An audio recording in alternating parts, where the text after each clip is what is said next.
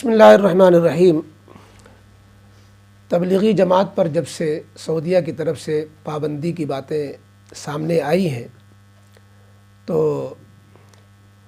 مسلم حلقے میں اور جو امت مسلمہ میں بے چینی پائی جا رہی ہے اور مختلف قسم کے اندیشے ہو رہے ہیں۔ ایک ساتھی کہنے لگے کہ بھائی تبلیغی جماعت کا کیا مستقبل ہے، کیا دعوت و تبلیغ کا کام بند ہو جائے گا، کیا جماعت اب یہ ٹوٹ پھوٹ جائے گی، اس طرح کے مختلف اندیشے اور خطرات اور طرح طرح کی باتیں۔ دیکھیے، تبلیغی جماعت ہو یا دینی مدارس ہوں یا کوئی اور اصلاحی تحریکیں ہوں، جو اللہ کے دین کی اشاعت، اللہ کے دین کی حفاظت اور دین کی بقا، علوم دینیہ کے لیے، قرآن و حدیث کی حفاظت کے لیے جو چیزیں زمانے کے اعتبار سے سامنے آتی ہیں، اس پر اللہ کا ہاتھ ہوتا ہے، اللہ کی مدد ہوتی ہے، اور یہ حقیقت میں اللہ تعالیٰ کی طرف سے دین اسلام کو قیامت تک باقی رکھنے والے اسباب کے دائرے میں آتی ہیں۔ جو اندیشے جماعت کو ہیں، تبلیغی جماعت کو، وہی اندیشے تو مدارس کو بھی ہیں۔ مدارس کے ساتھ جو ہے باطل کی کون سی اچھی نگاہیں ہیں؟ باطل کی نگاہیں مدارس کے خلاف بھی بڑی خراب ہے، حکومت کی نگاہیں خراب ہیں۔ مدارس کو تو آپ یوں کہہ لیجئے، جو مدارس کا مستقبل ہے وہی تبلیغی جماعت کا مستقبل ہے، اور یہ مطلب نہیں ہے کہ تبلیغی جماعت کا مستقبل تاریک ہے، مدارس کا مستقبل تاریک ہے۔ بظاہر تو تاریک ہے، لیکن جو اللہ کا وعدہ ہے دین اسلام کو، علوم دینیہ کو باقی رکھنے کا، اس کی بنا پر ہم بالکل اطمینان کے ساتھ کہہ سکتے ہیں کہ اللہ رب العزت دین اسلام کے کام کو بند نہیں فرمائیں گے، دین اسلام کے کام کو، علوم دینیہ کو، تعلیم و تعلم کو اور تبلیغ کو ختم نہیں فرمائیں گے۔ ممکن ہے طریقے بدلنا پڑ جائیں، نوعیتیں بدل جائیں، طرز بدل جائے، صورتیں بدل جائیں، اس لیے کہ اسباب تو مقصود نہیں ہوتے، مقصود تو وہ ہوتا ہے جو ان اسباب سے حاصل کیا جاتا ہے۔ تو مقصد تو دین ہے، تو اور جماعت، تبلیغی جماعت، بھئی جماعت بند ہو جائے گی، کام تھوڑی بند ہو جائے گا۔ پہلے تو میں یہ واضح کر دوں کہ یہ جو جماعت کا کام جسے کہا جاتا ہے اور تبلیغی جماعت نام دیا جاتا ہے، یہ کوئی جماعت ہے ہی نہیں، تبلیغی جماعت کوئی جماعت نہیں ہے۔ اور جو ہے دراصل حضرت مولانا محمد الیاس صاحب رحمۃ اللہ علیہ نے عوام الناس میں دین کی طلب، دین کی فکر، دین کی طرف رغبت اور ان کو دین سے قریب کرنے کے لیے ایک صورت تجویز کی تھی کہ کچھ لوگ مل کر کے جائیں، اس طرح جائیں، ان کو لایا جائے، ان کو 3 دن میں رکھا جائے، ان کو 40 دن بھیجا جائے، تاکہ وہ دین میں سے قریب آئیں، دین سیکھیں، طلب آئے، پھر وہ علماء سے بھی فائدہ اٹھائیں گے، خانقاہ سے بھی فائدہ اٹھائیں گے، مدرسوں سے بھی فائدہ اٹھائیں گے۔ یہ ہے اصل کام جو دعوت و تبلیغ کا ہے، کہ بے طلبوں میں دین کی طلب، پیاس پیدا کر کے دین سے قریب کر دینا، تاکہ وہ پھر پورے دین پر دھیرے دھیرے چلنے والے بن جائیں۔ تو یہ جو کام مولانا الیاس صاحب نے شروع کیا، تو کوئی نام نہیں دیا تھا، کوئی گروہ نہیں بنایا تھا، نہ انہوں نے تبلیغی جماعت نام دیا تھا، بلکہ مولانا الیاس صاحب کی دینی دعوت جو مولانا علی میاں رحمۃ اللہ علیہ کی کتاب ہے، اس میں اس بات کو واضح کیا ہے کہ مولانا الیاس صاحب رحمۃ اللہ علیہ نے کوئی نام نہیں، کسی نام سے کوئی جماعت نہیں بنائی، بلکہ یوں فرمایا کہ اگر میں اپنے اس کام کو کوئی نام دیتا تو میں اس کا نام دیتا تحریک ایمان۔ ایمان کی ایک تحریک ہے، یہ تحریک ایمان نام دیتا، لیکن کوئی نام ہی نہیں دیا۔ تو یہ تبلیغی جماعت جب پابندی لگے گی، تو جب کوئی جماعت ہو تب نہ پابندی لگے گی، کوئی جماعت ہی نہیں ہے، بلکہ یہ کام ہے، اور کام کبھی نہیں ختم ہونا ہے۔ جماعت پہ پابندی لگے گی تب بھی کام رہے گا، جماعت رہے گی تو بھی کام رہے گا، جماعت نہیں رہے گی تو بھی کام رہے گا، کام تو کبھی نہیں بند ہونا ہے۔ اس لیے ہمیں زیادہ گھبرانا نہیں چاہیے، مدارس والوں کو بھی نہیں گھبرانا چاہیے۔ لاک ڈاؤن میں جب آمد و رفت پر پابندی تھی، تب بھی پڑھنے پڑھانے والے پڑھا رہے تھے۔ تو یہ تو روس کے اندر 30 سال کا زمانہ جو کمیونزم کا گزرا ہے، اس میں لوگوں نے کیسے حفظ قرآن کیا، کیسے وہاں پڑھائیاں چلیں، کیسے جو ہے کتاب و سنت زندہ رہے، جبکہ قرآن رکھنے پر پابندی، اذان پہ پابندی، اللہ کا نام لینے پہ پابندی۔ تو یہ تو اللہ رب العزت کا دین، اللہ کا اعلان ہے کہ قیامت تک ہمیں اسے باقی رکھنا ہے، اور وہ وقت آنے والا ہے کہ اسلام کا جھنڈا ہی واحد جھنڈا ہوگا جو بلند ہوگا۔ قیامت سے پہلے، قیامت آنے سے پہلے اسلام کا جھنڈا بلند ہونے والا ہے، لہذا سارے باطل مل کر کے بھی ساری ایڑی چوٹی کا زور لگا لیں، وہ اسلام کا تو بال بیکا نہیں کر سکتے، اور اسلام کے جو پھیلنے اور باقی رہنے کے جو اسباب ہیں وہ اسباب میں نوعیتیں بدل جائیں ان کی پابندیوں کے لگانے سے، لیکن نہ کام بند ہوا ہے نہ اسلام کا نقصان ہوا ہے۔ اس لیے بس ہمارا کیا حصہ ہے دین کی اشاعت میں،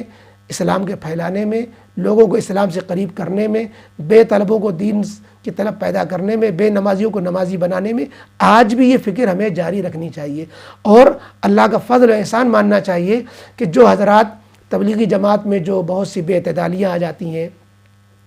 کچھ غلو ہو جاتا ہے، سارا کا سارا دین اسی کو سمجھنے لگ جاتے ہیں، سوچتے ہیں کہ مدارس، تو وہ ان کی اصلاح کے لیے جو لوگ زبانیں کھولتے تھے، دارالعلوم دیوبند نے بھی مولانا سعد صاحب دامت برکاتہم کی جو غلطیوں کی نشاندہی کی، مولانا تقی عثمانی صاحب نے بھی اپنے بیانات میں بہت زیادہ ڈاٹا ڈپٹا، بہت سے بیانوں میں دعوت التبلیغ کو سخت سست کہا کہ جو بے اعتدالی ہو جاتی تھی، آج وہی ہمارے لیے سینہ سپر ہو کر کھڑے ہوئے ہیں، وہی سفیروں سے ملاقات کر رہے ہیں۔ دارالعلوم دیوبند جو ہے تبلیغی جماعت کی حمایت میں سپاہی بن کر کھڑا ہوا ہے۔ یہ سب کیوں ہے؟ اس لیے کہ یہ جماعت حقیقت میں حق والوں کی جماعت تھی۔ دارالعلوم دیوبند کی اکابر ہی نے اس کو شروع کیا تھا۔ مولانا الیاس صاحب رحمۃ اللہ علیہ شیخ الہند کے شاگرد تھے، اور مولانا الیاس صاحب رحمۃ اللہ علیہ بھی دارالعلوم دیوبند کی فیض یافتہ تھے، تو یہ اکابر نے ہی شروع کیا، اکابر کی تائید سے آگے بڑھی، اکابر کی ہی حمایت سے اس کو فروغ ملا، تو اس لیے یہ اکابر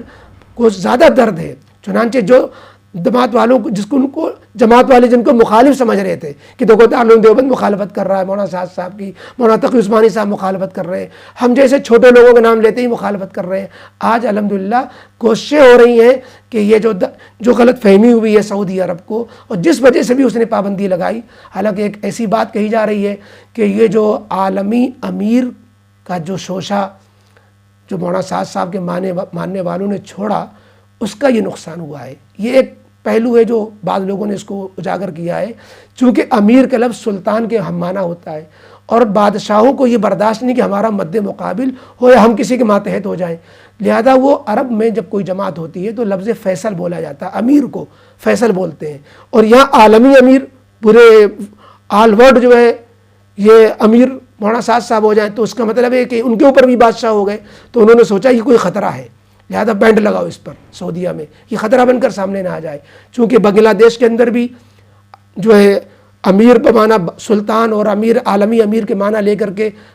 قتل و قتال کی باتیں ادھر سے ادھر ہو جائے گی۔ خیر، یہ جو اکابر جو ہے مخالفت کر رہے تھے، جن کو آپ مخالف سمجھ رہے تھے، مخالفت نہیں کر رہے تھے، اصلاح کر رہے تھے، اس لیے جماعت والوں کو بھی چاہیے کہ تنقید کو یا کوئی اصلاح کی بات کہی جائے تو اصلاح کرنے والے کو مخالف نہ سمجھا کریں، بلکہ اور صرف تائید نہ ڈھونڈا کریں، مؤیدین کے ساتھ ساتھ مصلحین کو بھی ڈھونڈا کریں، اور مصلحین کو مخالفین نہ سمجھا کریں، اور ان کی چنانچہ دیکھیے آپ کی حمایت میں سب کھڑے ہوئے ہیں، مولانا تقی عثمانی کھڑے ہیں، دارالعلوم دیوبند کھڑا ہے، مولانا ارشد مدنی کھڑے ہیں، مولانا محمود مدنی کھڑے ہیں، اور تمام مسلمان کھڑے ہیں۔ وہی شعر یاد آتا ہے، خنجر چلے کسی پہ تڑپتے ہیں ہم امیر، سارے جہاں کا درد ہمارے جگر میں ہے۔ تو یہ علماء دیوبند کی قدر کرنی چاہیے۔ بہرحال تبلیغی جماعت کا مستقبل بالکل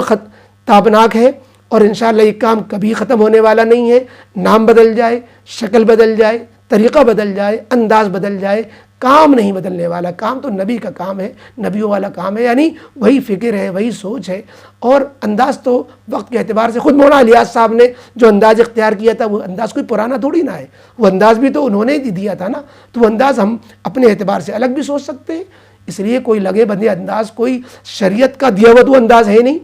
بلکہ وہ سبب کے درجے میں بدل جاتا ہے۔ جیسے تعلیم و تعلم، آن لائن تعلیم کرنا ہے کہ کیسی تعلیم کرنا ہے، جیسے شفا مقصود ہوتی ہے، اب شفا ہم کو جو ہے پیتھولوجی کون سے جو ہے اس سے کرنا ہے، ہم کو جو ہے یعنی انگریزی دوا سے کرنا ہے کہ یہ جو ہے ہم کو یہ میٹھی دوا تو جو ہے اس سے کرنا ہے، کون سے جو ہے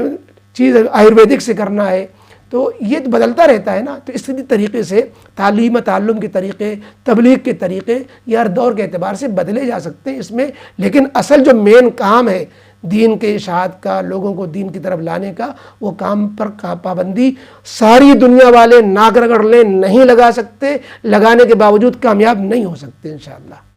اور افسوس تو عرب والوں پر ہے، ان کو پہلے خود جماعت والا کے ذمہ داروں سے پوچھنا چاہیے، تحقیق کرنا چاہیے، اور جو اور حضرات ہیں جو جماعت کے ذمہ داروں میں ہیں، عرب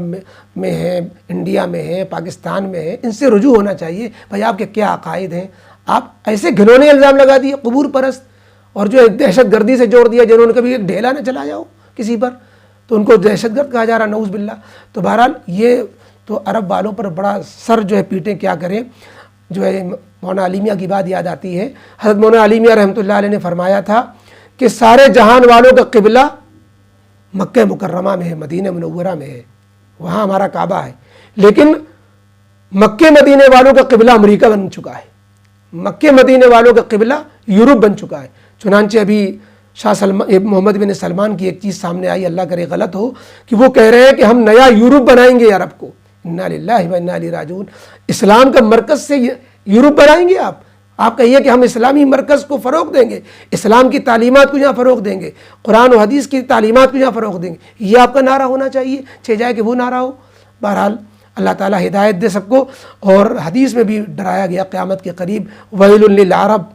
کہ عرب کے لیے بڑی ہلاکت سامنے آئے گی۔ جو عرب کے لوگ جس طرح عیش پرستی میں اور جس طرح مبتلا ہوں گے، اللہ تعالیٰ پورے عالم اسلام کی حفاظت فرمائے، اور ہم سب کو نبی کریم علیہ الصلوۃ والسلام کی دین کی احیاء کے لیے، بقا کے لیے، قربانی دینے کے لیے ہم سب کو تیار رکھنے والا، اور ذہنی طور پر ہم سب کو تیار رہنا چاہیے۔